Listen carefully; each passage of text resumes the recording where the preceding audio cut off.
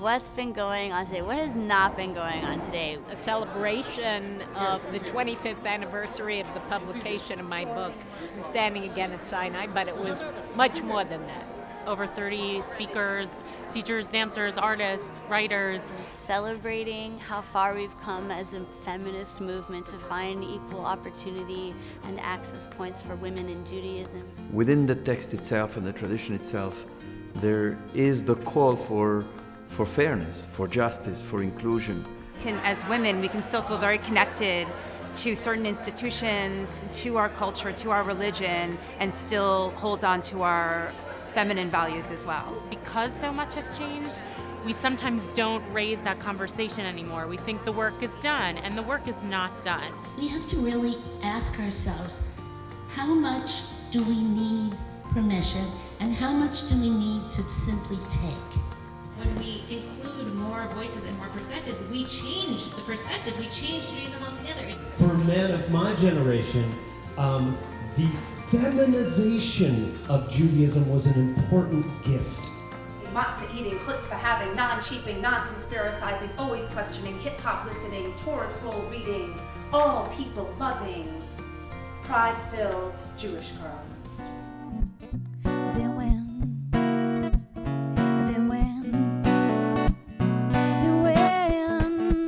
The rabbis are all males. When it's all male-oriented, you're talking about 50% of humanity. And where are my daughters in that conversation? There isn't as much of a visible, active Jewish feminist movement as there was 25 years ago. And I'm hoping that there may be some revival. And this is a question of consciousness. This is a question of the religious life can respond to how we are in the world, how we really treat each other and the earth.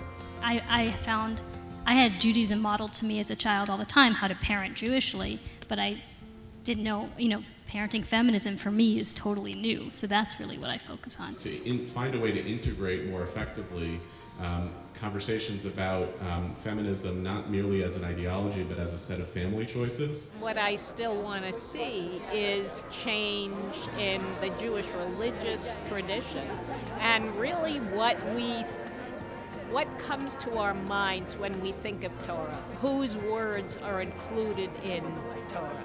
The most, I think, compelling part of the work is the integration of male and female.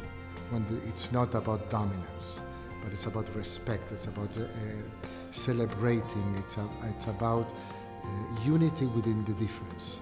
It's been a really rich 25 years. I mean, a lot has changed in terms of women's access, women's leadership, even ritual and liturgy. A lot has changed, so there is a lot to celebrate. We're not giving men sex until we get, and then you have a list. And things will happen. Demands yield change. And well-behaved women don't make history. Everyone has a life force that's implanted God within them, and that no one should not have the ability to shout that out.